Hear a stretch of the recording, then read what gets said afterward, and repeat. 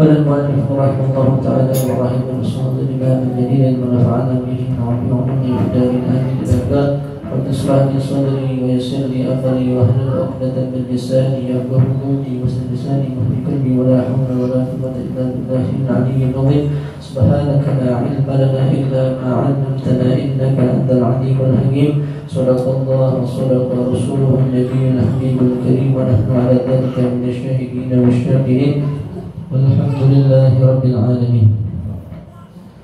Alhamdulillah, segala puji bagi Allah Subhanahu wa taala yang masih memberikan nikmat iman wal Islam serta sehat walafiat sehingga kita masih bisa berkumpul di majelis ta'lim Rawdatul Jannah di setiap malam Kamisnya. Mudah-mudahan kita diberikan istiqomah apa-apa yang jadi niatan kita, langkah kaki kita dari rumah ke tempat ini diberikan ganjaran pahala yang besar oleh Allah Subhanahu wa taala. Amin ya rabbal alamin. Di dalam firman Allah Subhanahu wa taala dalam surah Al-Munafiqun ayat 9, Allah Subhanahu wa taala berfirman, A'udzu billahi minasyaitonir rajim. Bismillahirrahmanirrahim. Ya ayyuhalladzina amanu la tulhikum amwalukum wala auladukum an dzikrillah man yaf'al dzalika fa ulaika humul khasirun. Allah Subhanahu wa taala berfirman di dalam surah Al-Munafiqun ayat 9, Ya ayyuhalladzina amanu, wahai orang-orang yang beriman, la tulhikum amwalukum wa auladukum, janganlah menghancurkan kalian amwalukum, harta-harta kalian, wa auladukum, dan anak-anak kalian, an zikrillah, daripada mengingat kepada Allah Subhanahu wa taala. Faman yaf'al dzalika fa ulaika humul khasirun. Siapa orang yang mengerjakan hal tersebut, maka mereka termasuk orang-orang yang merugi. Qala jama'atun minal mufassirin al-muradu bi dzikrillah huna as-shalawatul khams. Jadi sebagian orang-orang ahli tafsir menafsirkan ayat ini, beliau mengatakan siapa orang yang beriman kepada Allah Subhanahu wa taala, jangan sampai anak harta mereka itu sampai menghancurkan mereka daripada mengingat kepada Allah Subhanahu wa taala, yaitu as-shalawatul khumsu, salat 5 waktu. Jadi boleh kita kerja cari nafkah untuk anak, tapi jangan sampai melewatkan as-shalawatul khumsu. Jangan sampai dipinggirin sholat 5 waktu. Boleh kita jaga harta kita, tapi jangan dipinggirin sholat 5 waktu. Jangan sampai gara-gara harta dan anak kita meninggalkan sholat 5 waktu.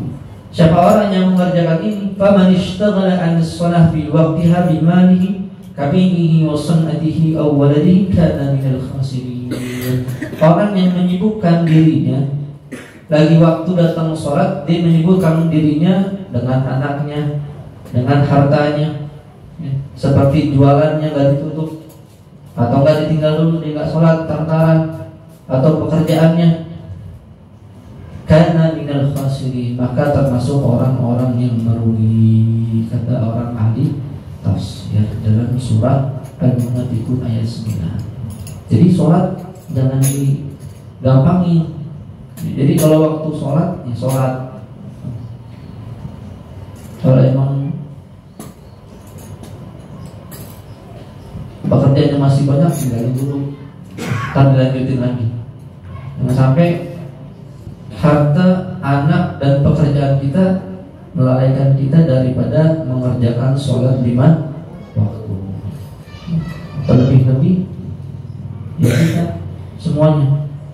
Jadi sholat itu emang tiang niaga. Kalau kita nggak sholat, pakai toko semuanya, nggak beres semuanya. Ada sebagian ba'dus salaf, ini zaman dulu di dalam kitab Irsyadul Ibad, annahu dafana ukhtan lahu matat. Jadi seorang laki-laki punya saudara perempuan. Saudara perempuannya ini meninggal, dipanggil oleh Allah Subhanahu wa taala. Fasaqata minhu kisun fihi malun fi qabriha. Seorang laki-laki yang punya saudara perempuan, saudara perempuannya meninggal, lantas seorang laki-laki ini menguburkan daripada saudara perempuannya, mandiin, sholatin, ada dikuburin. Ketika udah dikuburin, fasaqata minhu qisun fihi malun fi qabriha. Orang laki-laki ini ketika dia masuk ke liang lahat, nguburin saudara perempuannya yang meninggal dunia, ternyata tas duit dia nih, seorang laki-laki, itu jatuh ke dalam lubang liang lahat. Tapi dia nggak berasa. Walam yash'ur bihi hatta syarafa an qabriha. Sampai itu kuburan ditutup, dia pulang ke rumah. Ketika pulang ke rumah, dia baru ingat. Thumma dzakarahu faraja ila qabriha. Dia baru ingat, ternyata dompet duitnya ya, itu jatuh ke dalam kuburan saudara perempuan yang baru dikuburin tadi. Akhirnya dia balik lagi tuh, balik ke kuburan saudara perempuannya. Ketika dia balik, fanashaba ba'da man sarafa an-nasu fawajada al-qabra yasma'u 'alaiha naran. Dia balik ke kuburan saudara perempuannya, itu digali sama dia. Setelah orang-orang pulang, digali kuburannya. Ketika digali, belum sampai liang lahat, fasta'ala qabra yasma'u 'alaiha naran. Ada api yang menyala di dalam kuburannya. Akhirnya kaget nih orang. Faraddat turaba ilaiha wa raja'a ila ummihi baqiyan hazinan. Ketika dia mau ngambil itu duit di liang lahat, belum sampai ke dalam, ya, udah keluar tuh api yang menyala dari kuburan. Akhirnya ini orang takut, ditutup lagi kuburan. Ketika ditutup, dia pulang. Dia ketemu ibunya, dia nangis dan sedih. Faqala ya ummah akhbirni an ukhti wa ma kanat ta'mal. Qalat wa ma su'aluka anha? Qala ya ummi ra'aitu qabraha yasna'ilu 'alaiha naran. Dia pulang, dicerita sama uminya.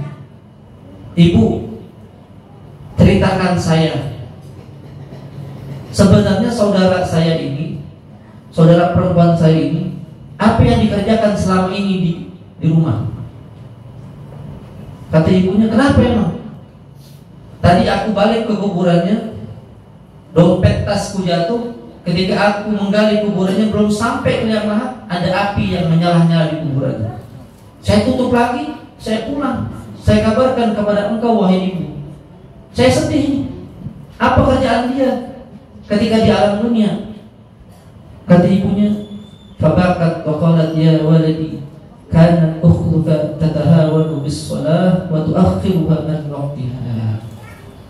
Kata ibunya, nah, saudara perempuan kamu ini, dia sholat memang gak pernah ditinggal, rajin sholatnya. Tapi ketika waktu datang sholat, saya ingatkan untuk sholat, dia pasti jawabnya entar-entaran. Sampai waktunya mau habis, dia baru sholat. Sholat sih sholat, tapi entar-entaran. Dia meremehkan kepada sholat. Waktu udah mau habis, baru sholat. Giliran azan, dia masih aja main. Udah waktunya datang, waktu yang lain, dia baru sholat. Sholat, tapi dia meremehkan kepada sholat. Fahadha halu man yuakhiru sholata an waqtiha, faqaifa halu man la yusalli.